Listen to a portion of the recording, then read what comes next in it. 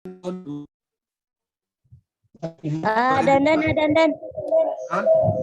Hah? Tarik teh gitu. Onca? Dan ulangi deui orang video ieu ceramah orang rekam ceramah Ustaz Dandan. Ulangi deui. Rekam lah. Ulangi deui nunjukkeun etana ngabahas bukuna. Nah, Pas jadi bunyanan. Kela tong ka. Sok. Jadi tentang buku karangan Yusuf Qaradawi tentang Islam radikal, analisis terhadap radikalisme dalam berislam dan upaya pemecahannya. Jadi buku yang luar biasa yang merupakan karya dari Yusuf Qaradawi. Kita sudah tahu semua Yusuf Qaradawi dulu pernah bergabung di Ikhwanul Muslimin. Walaupun sekarang kita nggak tahu apakah masih bergabung atau tidak itu ya. Nah, buku ini menarik karena buku ini bisa menjadi jawaban berbagai pertanyaan selama ini.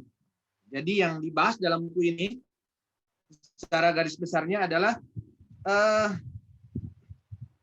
sebagai pembuka di buku ini, Yusuf Qaradawi mengatakan bahwa Islam itu agama yang moderat, agama yang pertengahan. Jadi sikap yang berlebihan atau radikal dan penyimpangan merupakan hal yang tidak bisa diterima dalam syariat agama Islam. Karena sikap radikal ini ya adalah sikap-sikap yang berlebihan dan merupakan gejala-gejala yang pernah menimpa agama-agama terdahulu. Contohnya misalkan agama Kristen, dia kan berlebihan dalam memuja Isa sehingga menganggap Isa itu sebagai Tuhan. Itu contoh dan lain sebagainya. Nah, sebelum kita lanjutkan terkait dengan radikal ini, yang menjadi catatan kita adalah bahwa kadang-kadang fenomena orang-orang radikal atau kelompok-kelompok radikal ini itu disambut hangat oleh para penguasa di suatu negara. Dibiarkan.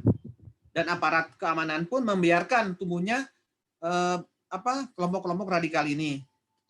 Nah, menurut Yusuf Qaradawi mungkin gitu ya, ini mereka dipelihara untuk memukul gerakan Islam lain. Nah, setelah gerakan Islam yang lain mundur, hancur, maka gerakan Islam yang radikal ini pun akan diberangus setelah peran mereka melumpuhkan kelompok-kelompok yang lain berhasil, dan sehingga kelompok yang radikal ini akhirnya akan diberangus oleh pemerintah.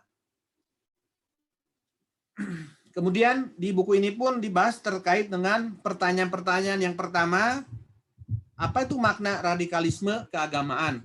Ya, makna radikalisme keagamaan. Yang kedua, apa indikasi-indikasinya seseorang itu disebut radikal atau kelompok itu disebut radikalisme? Yang ketiga, di buku ini menjawab pertanyaan-pertanyaan terkait kapan seseorang bisa dikatakan radikalisme dalam beragama.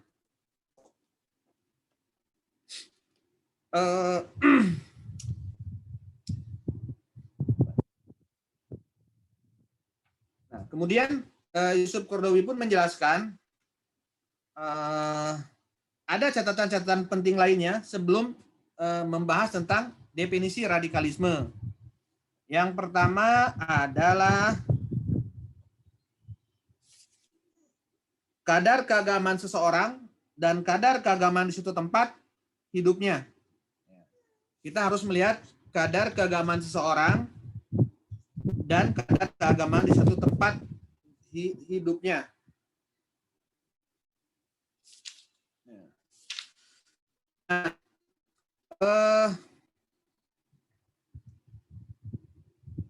Suatu hal yang bisa kita bacakan saja. Suatu hal yang bisa disaksikan adalah barang siapa kadar keagamannya kuat dan lingkungan tempatnya hidupnya sangat berpegang teguh kepada agama, maka ia akan sangat sensitif terhadap penyimpangan dan pengabaian apapun yang dilihatnya. Sehingga mungkin ia merasa heran jika ada seorang muslim yang tidak pernah melaksanakan qiyamul lail atau puasa sunnah. Contoh sederhana misalnya dalam satu keluarga yang sangat taat, yang wajib mah sudah dilaksanakanlah. Jadi ketika ada salah satu keluarganya yang tidak qiyamul lail dalam 1 pekan gitu ya, atau tidak puasa sunnah, maka dianggap suatu yang agak mengherankan gitu. Nah, berbeda dengan di keluarga yang lain, di keluarga yang tidak taat. Jangankan qiyamul lail gitu ya, tidak sholat ke masjid pun untuk laki-laki gitu ya, tidak berjamaah, itu suatu hal biasa gitu. Ini yang menjadi catatan Sukordowi sebelum membahas tentang radikalisme.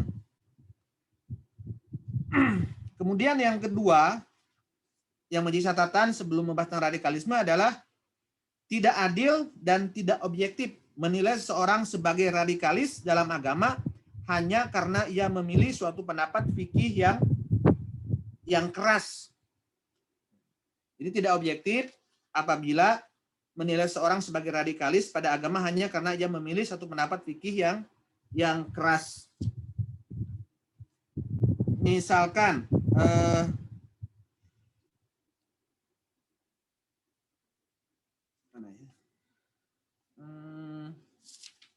di halaman 39. Nah,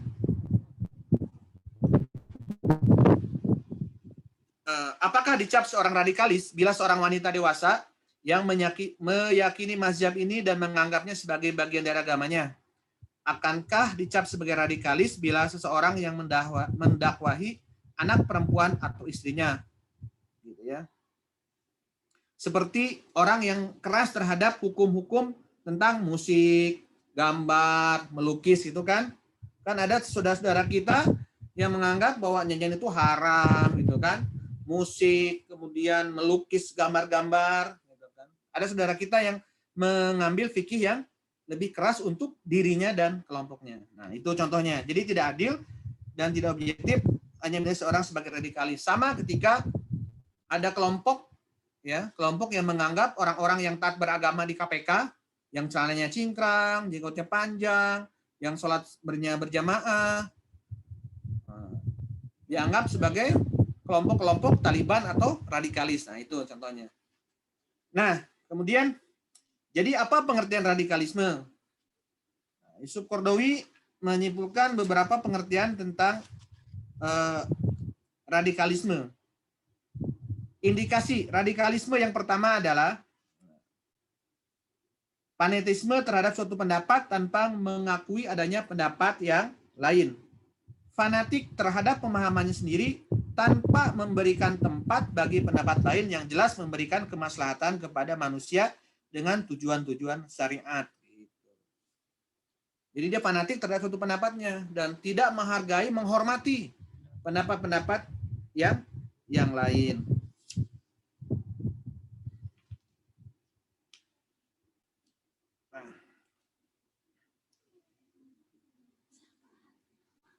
Kemudian yang kedua indikasi radikalisme adalah selalu menggunakan cara-cara kekerasan, kendati ada faktor-faktor yang menuntut kemudahan dan mengharuskan orang lain untuk melaksanakan apa yang tidak diwajibkan oleh Allah Subhanahu wa taala.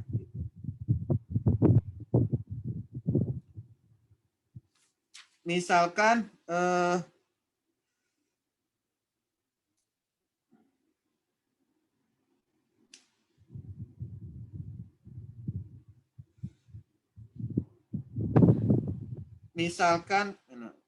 tadi ada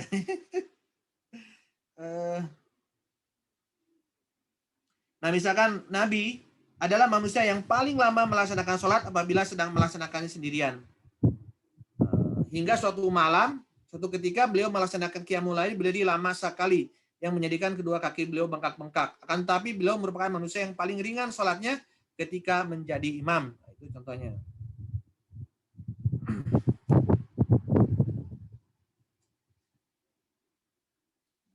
Nah, salah satu bentuk sikap keras kepada manusia adalah mengevaluasi amalan-amalan nafilah dan sunnah mereka seakan-akan itu merupakan amalan-amalan yang wajib serta amalan-amalan makruh. Mereka seakan-akan ia merupakan amalan-amalan yang haram. Seharusnya kita tidak usah mewajibkan orang-orang kecuali apa yang telah diwajibkan oleh Allah Subhanahu wa taala. Contohnya nih, bagaimana Rasulullah memberitahukan ada sebuah hadis dari Thalha bin Ubaidillah mengenai kisah seorang Arab Badu yang bertanya kepada Nabi tentang amalan-amalan fardu yang harus dilaksanakannya.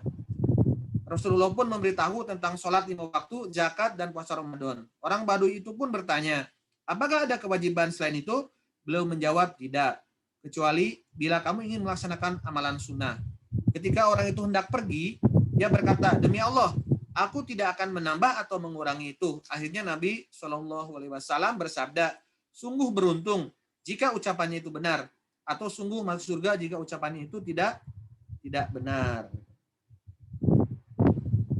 Nah, kemudian yang ketiga adalah indikasi dari radikalisme adalah sikap keras yang tidak pada tempatnya. Salah satu sikap yang tercela adalah sikap keras yang tidak sesuai situasi, kondisi, dan waktunya. Misalnya nih, Sukordowi menggambarkan ketika ia berada di luar negara-negara yang mayoritas Muslim, atau sikapnya terhadap orang-orang yang baru saja masuk Islam atau baru saja berdebat. Dicontohkan bagaimana ketika mengutus Nabi Muhammad mengutus Muaz ke Yaman, Nabi bersabda kepadanya, sesungguhnya kamu akan mendatangi suatu kaum dari kalangan ahli kitab, maka ajaklah mereka untuk bersyahadat bahwa tidak ada Tuhan selain Allah dan bahwa aku adalah Rasulullah. Jika mereka mengikuti ajakanmu itu, maka beritahukan kepada mereka bahwa Allah telah mewajibkannya untuk melaksanakan 5 waktu dalam sehari semalam. Jika mereka telah mengikuti ajakanmu itu, maka beritahukan kepada mereka bahwa Allah telah mewajibkannya untuk menunaikan zakat yang diambil dari orang-orang kaya. Nah, gitu ya. Kemudian selanjutnya indikasi radikalisme menurut Yusuf Qaradawi adalah itu tadi ya, sikap keras dan kasar. Salah satu indikasi radikalisme adalah sikap kasar dalam bergaul, keras dalam metode dakwah, pedas dalam berdakwah, menyelisih petunjuk Allah dan petunjuk Rasulullah SAW. Padahal kata Yusuf Qaradawi, keras dan kasar itu hanya ada di dua situasi. Yang pertama, di tengah peperangan yang menghadapi musuh. Nah, gitu. Kemudian ketika melaksanakan hukuman syariat bagi orang-orang yang berhak. Kayak di Arab Saudi kan ada hukum pancung, potong tangan. Nah, hanya di 2 tempat itu kita bertindak sikap keras atau kasar.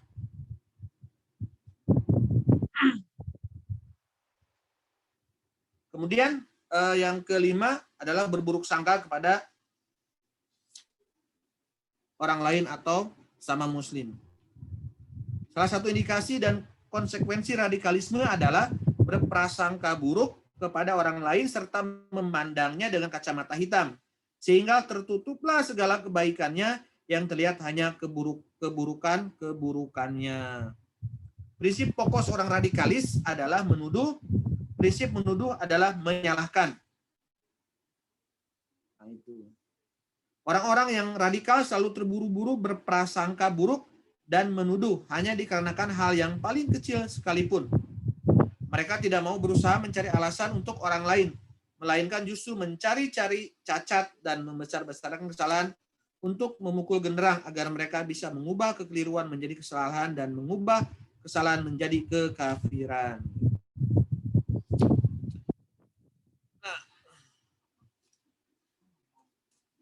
Kemudian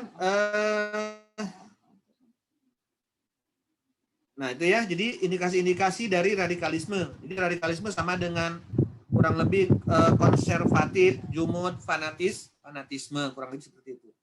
Kemudian faktor-faktor penyebab radikal. Nah, tadi radikalisme, sekarang faktor-faktor yang menyebabkan seorang atau kelompok itu menjadi radikal adalah yang terakhir tadi indikasi radikalisme adalah ketika mengkafirkan orang lain, udah ya. Ketika mengkafirkan orang lain. Nah, kemudian faktor penyebab radikalis. Yang pertama, lemahnya pengetahuan tentang hakikat agama. Salah satu penyebab utama terjadinya sikap radikal ini adalah lemahnya pengetahuan tentang hakikat agama dan kurangnya bekal untuk memahaminya secara mendalam. Maksudnya bukanlah kebodohan mutlak tentang agama. Pada umumnya hal kebodohan mutlak ini justru tidak menyebabkan terjadinya radikalisme. Namun maksudnya adalah pengetahuan yang setengah-setengah, di mana pemiliknya menyangka bahwa dirinya telah termasuk dalam golongan para ulama. Padahal banyak ajaran agama yang belum diketahuinya. Itu. Yang kedua, memahami nas secara tekstual. Tekstual gitu ya. Mereka banyak berpegang kepada makna harfiah teks-teks dalil tanpa berusaha memahami kandungan dan maksudnya. Ini pernah terjadi pada apa?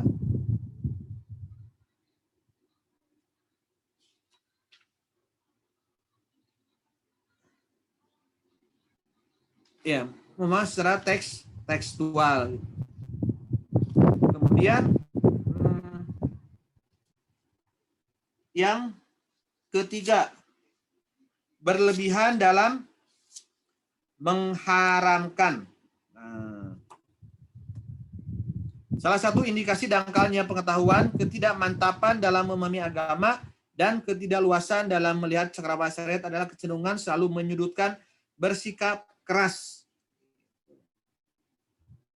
Nah, jika dalam persoalan fikih ada dua pendapat, yang satu memubahkan, sedangkan yang lain memakruhkan, maka mereka memilih pendapat yang memakruhkan. Jika sebagian memakruhkan, sedangkan yang lain mengharamkan, maka mereka cenderung kepada pendapat yang mengharamkan. Jika ada dua pendapat, yang satu memberikan kemudahan, sedangkan yang lain memberikan pendapat yang keras, maka mereka senantiasa memilih pendapat yang keras dan menyulitkan. Gitu ya. Nah, ini digambarkan misalkan tentang minum nih. Salah seorang dari mereka melihat seseorang minum sambil berdiri. Maka ia menggertak orang itu dengan keras seraya berkata, "Duduklah. Anda telah menyelisihi sunnah dan melanggar larangan." Jadi Sukodowi. Nah, orang itu belum memahami gertakan tersebut dan ia tetap berdiri. Sahabat itu pun berkata, "Jika Anda seorang muslim, maka harus memuntahkan apa yang telah Anda minum." Lalu saya katakan, kata Yusuf Qaradawi kepadanya dengan lembut, "Persoalan ini tidak selayaknya disikapi dengan keras dan kasar. Masalah ini maksud saya dibolehkan minum sambil berdiri merupakan persoalan khilafiyah. Persoalan khilafiyah tidak boleh dicela. Andai kata boleh ada celaan dalam masalah ini, tidak boleh dilakukan dengan keras dan kasar." Kemudian yang menjawab, "Tetapi hadis-hadis itu jelas-jelas melarang minum sambil berdiri, dan barang siapa lupa hendaklah memuntahkan minumannya. Hadis ini termasuk dalam jajaran hadis sahih."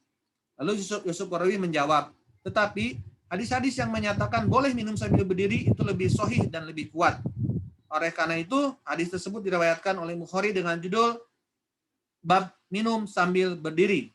Ia tidak meriwayatkan satupun hadis yang melarang minum sambil berdiri." Nah, ya, termasuk tentang ada beberapa kisahnya terkait dengan Yusuf Qaradawi menggambarkan tentang bolehnya minum sambil berdiri. Termasuk hal-hal terkait dengan memendekkan celana untuk laki-laki gitu ya. Nah, ini menjadi khilafiyah dan tidak boleh ketika orang melakukan itu disikapi dengan kasar, dengan keras dan kasar. Karena Rasulullah pun pernah makan dalam keadaan berjalan dan minum sambil berdiri menurut Yusuf Qaradawi. Ya. Kemudian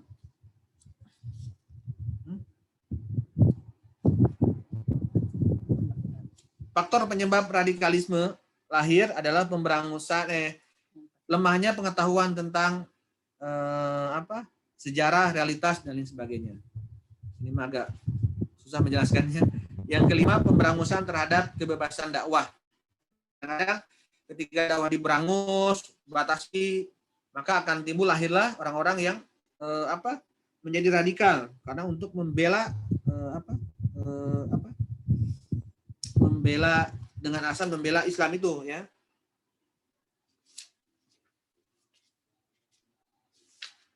Nah.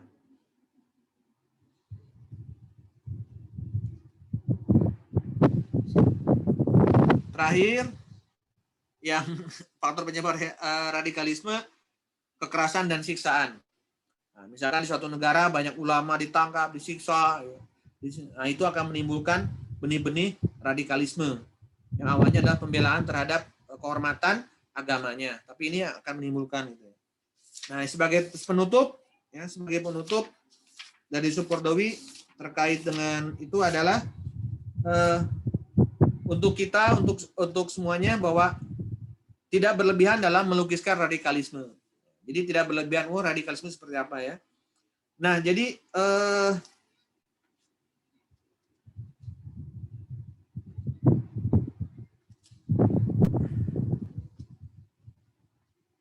saya bacakan saja. Radikalisme dalam beragama seringkali merupakan reaksi dari radikalisme yang melawannya, yaitu sikap radikal dalam melepaskan ikatan agama dan mencemoohnya. Artinya, kehidupan diri sendiri sering memerlukan radikalisme dalam kadar tertentu agar mampu menggunakannya untuk melawan radikalisme pada sisi yang lain yang menjadi lawannya.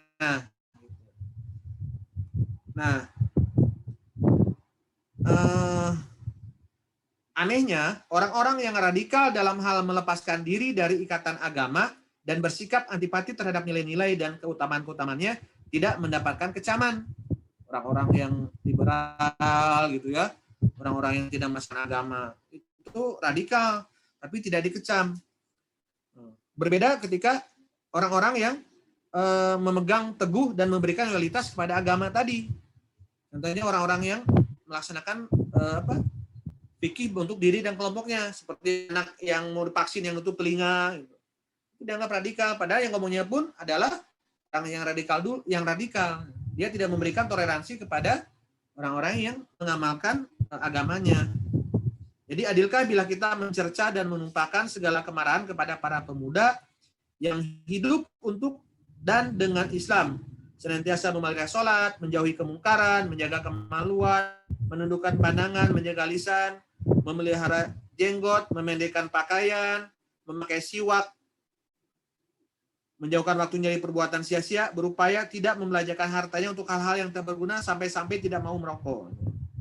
Adilkah juga bila kita mengecam pemuda yang tumbuh dalam ketaatan kepada Allah, sekalipun memiliki sikap radikal dan keras, sementara pada saat yang sama kita membiarkan para pemuda yang menyia-nyiakan sholat, mengikuti syahwat, mengikuti arus, dan tidak punya prinsip yang hampir saja tidak bisa dibedakan antara yang laki-laki dan perempuan.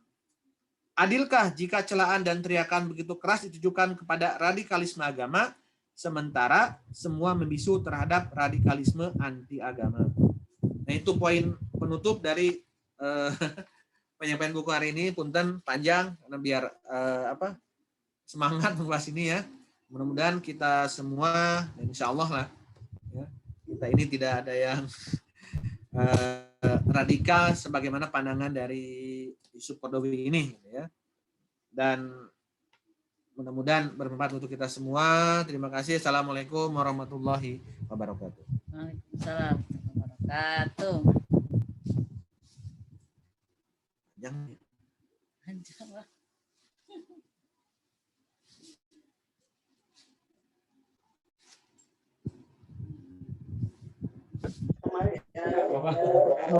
Alita di TV. Alhamdulillah kurang sadayana terus ngupingkeun naon rupi anu terus dibrehkeun tentang masalah radikalisme. Mudah-mudahan orang sadayana memahami tentang radikalisme, terutama kangge lingkungan orang, keluarga orang. Mudah-mudahan paham terhadap radikalisme sareng, mudah-mudahan terhindar tina hal-hal anu mengklaim bahwa kita adalah orang Islam, bukan radikalisme gitu ya. Keun orang sarahkeun ka Allah Subhanahu wa taala da eta mah politik, sareng memang pasti bakal terjadi hal-hal semacam itu karena memang mereka itu tidak senang dengan adanya Islam. Kesimpulannya Islam itu ingin bumi hanguskan. Allah berfirman tidak akan bisa mereka itu menghanguskan Islam, membunuh Islam, membumi hanguskan negara-negara Islam akan bisa. Allah itu menjamin ya tentang eksistensi Islam. Insya Allah dari generasi ke generasi akan semakin kuat. Insya Allah. Iya. Nah, begituna Kang mudah-mudahan orang sadayana panjang umur, sehat jasmani rohani, panjang umur, teras deui berenang diparekeun rezeki, dijauhkan balahi, terus disehatkan jasmani orang rahalana orang sadayana, timimiti Bapak, Mama juga incu sadayana, minantu sadayana, anak-anak sadayana, sang wargi-wargi urang sadayana. Sareng mudah-mudahan sing ditebihkeun dijagi ku Allah, disalametkeun tina wabah virus corona. Amin ya Allah ya rabbal alamin. Bismillahirrahmanirrahim. Alhamdulillah hamdan sakirin hamdan na'imin hamdan yuni ampang wa yukafi mazidah. Ya Rabbana lakal hamdu kama yanbaghi li jalali wajhil karimi wa azimul sultanik. Alhamdulillah a'udzubillahi minasyaitonir rajim. Bismillahirrahmanirrahim. Allahumma hadina bil huda wa naqina bit taqwa wa ighfir lana dzunubana bi walidayna wa li ikhwanina wa li jami'il muslimina wal muslimat wal mu'minina wal mu'minat al-ahya'i minhum wal amwat. Allahumma ighfir lahum warhamhum wa afihi wa anhum wa akrim nuzulahum wa asimat warahum. Rabbana na'udzubika min adzabil qabri wa min adzabin nar wa min fitnatil mahya wal mamat wa min fitnatil masih dajjal. Rabbana ighfir lana dzunubana li walidayna wa li ikhwanina wa li jami'il muslimina wal muslimat wal mu'minina wal mu'minat al ahya'i minhum wal amwat. Rabbana atina fid dunya hasanah wa fil akhirati hasanah wa qina adzabannar. Subhana rabbika rabbil izzati amma yasifun wa salamun alal mursalin walhamdulillahi rabbil alamin. Al-Fatihah. Bismillahirrahmanirrahim. Alhamdulillahirabbil alamin. Ar-Rahmanir-Rahim. Maliki yaumiddin.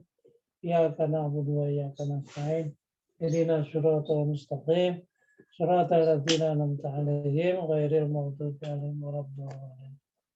Atur nuhun kasadayana, mudah-mudahan janten manfaat, maslahat urang sadayana dipaparinan ilmu ku Allah Subhanahu wa taala kangge bekal ibadah ka Allah Subhanahu wa taala. Billahi taufik wal hidayah. Wassalamualaikum warahmatullahi wabarakatuh. Kangge payun kangge mingon payun sahata. Kasaadanan sa? Anandar cenah. Dengan pain Anandar. Misi. Ya, insyaallah lah. Dari kita untuk kita. Siap, bagus. Anandar di mana itu teh? Ada Umar di sini. Di mana ada? Di tak apa? Oh, Caang nih, Sararaang gitu. Ini Caang, lihat ya videonya. Alun-alunnya. Alun-alun. Salam mana salam? Nih salah Ki.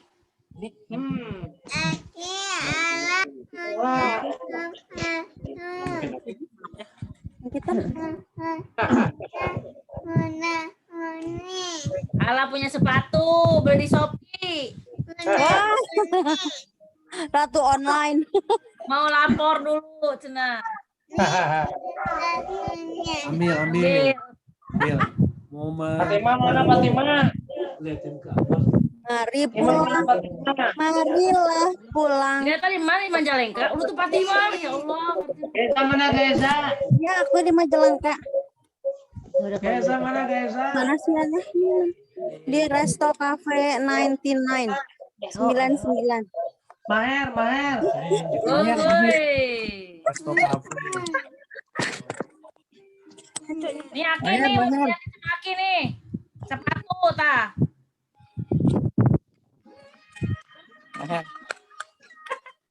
Jamu ya. Kawan mana nih? Fatimah tidur, Papa eta Fatimah. Masih. Tidur. Tuh. Salah. Ah, itu. Ya. Resto Cafe. Nan bos mah Resto Cafe. Pulang. Emang Abi warteg. Kita mah di warteg. Mending jajak ngajemput Maher di rencangan. Oh, Makasih nih di tempat. Tadi terang di mana?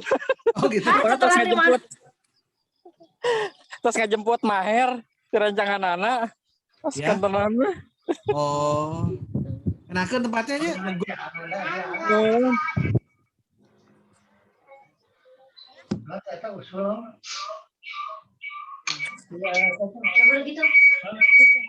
Lagi kamera depan. Hati-hati teh. Tuh, Apa eta Fatimah udah sehat? di depannya nih depan. Kaki. Alhamdulillah udah sehat, kasih kali. Bapak, mun bade ngadang makanan. Itu di panen mah itu Bapak mah biasa nyari. Itu ditarik ke tuh. Ayo itu mobil itu. Masuk aja kayak desa masuk. Umar, eueuh eta Umar. Gitu itu masuk. Kakang Umar lagi apa tuh? Udah mau liatin nama ini. Nggak bisa.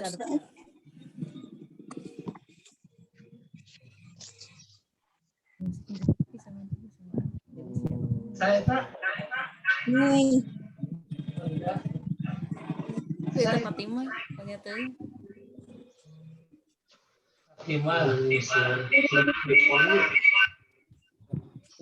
Gusti, beureun teu bobob siang eta. Di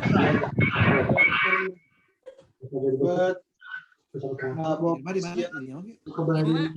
Di luhur. Ini adalah kebetulan. Yuk. Liatin namanya dulu. Entar remam. Ada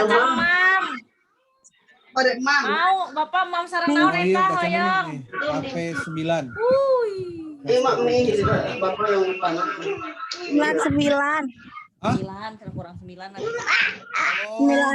satunya lagi kosong ya kos. Tapi cepat. Yuk kita pulang. Aki makan apa, Ki?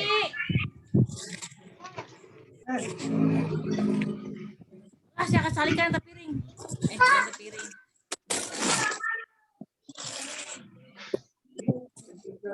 Kesolot ke situ.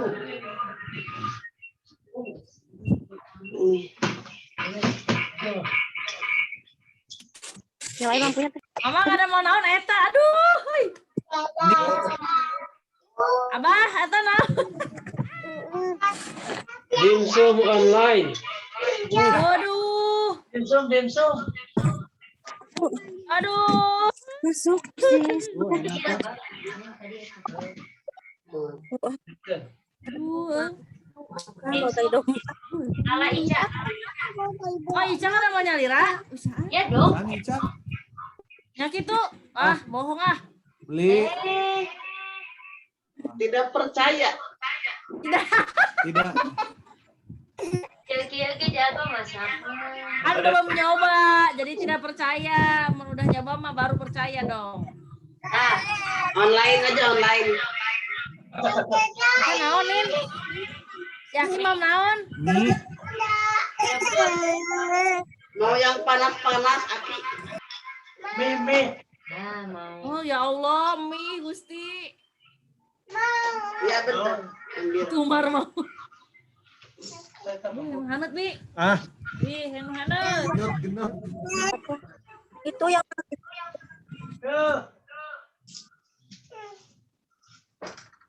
Ya. Hayang nu hangat. Tidak, yuk.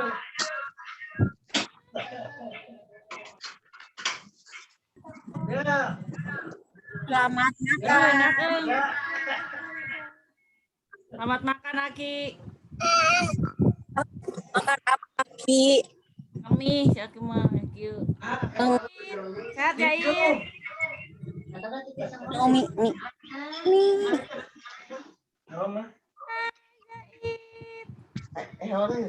Umi, kita pengen terbang ke Tanjung Pinang, Umi. Ayolah ke sini. Subhanallah. Saforona. Apa itu pindahin Fatima karunya? Menuju di lebat lemari. Ya Allah, karena lemari ke eta HP. Ya wae. Si Bapak naonan.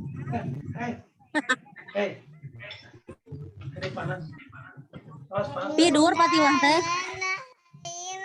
Bunda mana Kaila cenah ya naros. Oh, ini Kaila ini.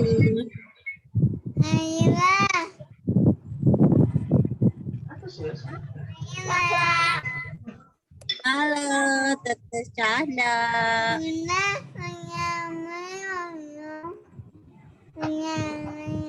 Apa Kaila Cahda? meongnya udah segede apa? Berita duka berita duka. Aha, maut, meongnya maut. Hilang. Meongnya hilang punya Kaila. Hilang meongnya. Dua-duanya? Ada yang ngambil.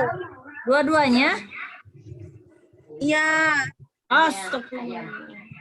beda tempat, beda hari. Nah, bisa gitu. Kucing.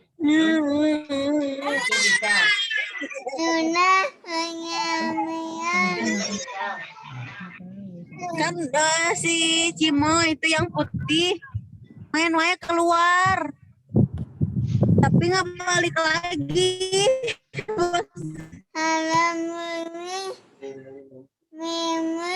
Kalau meme namanya. Nggak balik lagi nya. Pas ke hari juga ada yang ngambil itu. Dua-duanya katanya. Satu lagi kan ketabrak, terus mau dibawa ke dokter. Aduh, sih ketabrak. Main keluar, nggak tahu gimana itu tuh kok bisa ketabrak padahal suka di pinggir di rumah. Oh. Pas ke mau dibawa ke dokter, cenah. Dia keluarkan heula dari si panas, tehnya dikasih makan, kabur deh. Kabur teh ke kolong mobil orang. Pas dilihat nggak ada. Ya ambil orang. Aduh itu numpang Ya juga nama diambil orang. Itu yang tuang teh, itu kanggo Umar atau kanggo Aki teh? Duaan. Enggak, Ala punya kucing. Mana? Kucing tetangga.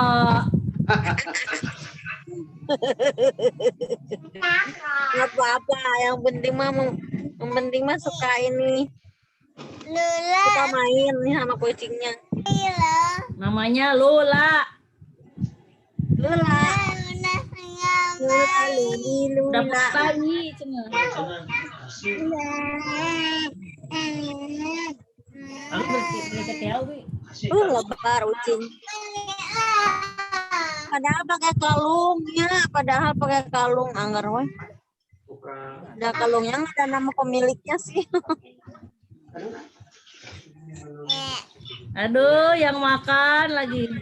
Ay si papa eta naon kana ngamarikeun HP. HP nu jadi riskin. Ngamarikeun. Duh, tutup ya. Tuh. Ya, baik. Karena bisa eta nyamar anu kana. Woi. Aduh, cemilan eta naon atuh Pak? Cemilan. Aduh. Hari 9. Kayak beli ya. Ambil ini juga minum jus. Wah, habis Aki Mami. Habis. Akhir mami habis. Maknya 5 menit. Allahu Akbar. Eta mah. Nah, tumpah nih.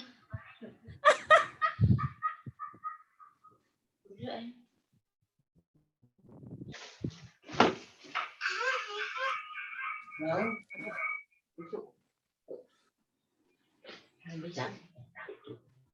Komar lagi makan. Kangen nggak sama Abang Dava? Iya. Kangen ke Abang Dapat. Umar. Ya, senang. Mana Bang Dapat? Oh.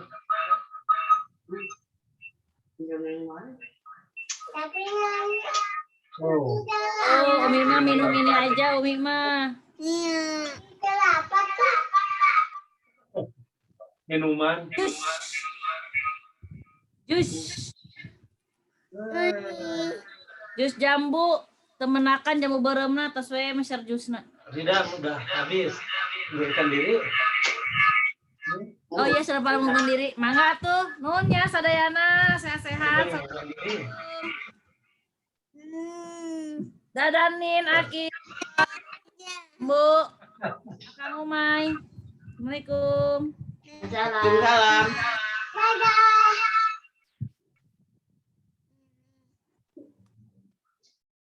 Sudah dua-duanya. Tinggal Umar, Mak, dadah.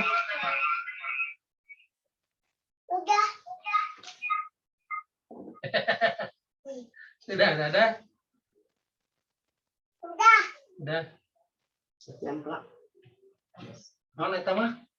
Hati emplak. Senyum ka atina. Atina fitunya asana.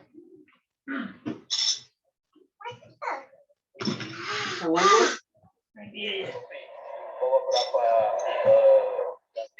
Krisdayanti bak-bakan dan kemudian yang lain-lain itu adalah memang untuk kegiatan di dapil.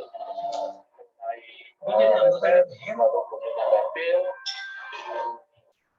maka kadang-kadang seperti COVID sekarang ini kebanyakan anggota DPR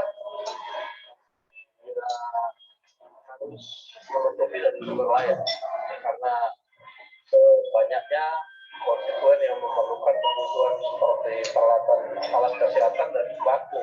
Ya, saya baca sebetulnya terjadi misleading ya, kesalahpahaman. Bahwa yang disampaikan Mbak Kade itu kalau gaji plus tunjangan itu kan kita semua tahu cuma 64 juta sekian ya. Gaji 16 terus yang sisanya itu tunjangan macam-macam lah. Kalau yang disebut-sebut ratusan juta itu bukan untuk pribadi, tapi itu adalah dana untuk reses dan dana untuk kunjungan daerah pemilihan. Berapa tuh, Mas? Ya itu sekitar 400 juta sekian ya untuk reses, kalau dapil 120 sekian tergantung dapilnya. Kalau Mbak Kadi karena dapil jauh kan diperhitungkan ongkos pesawat, hotel,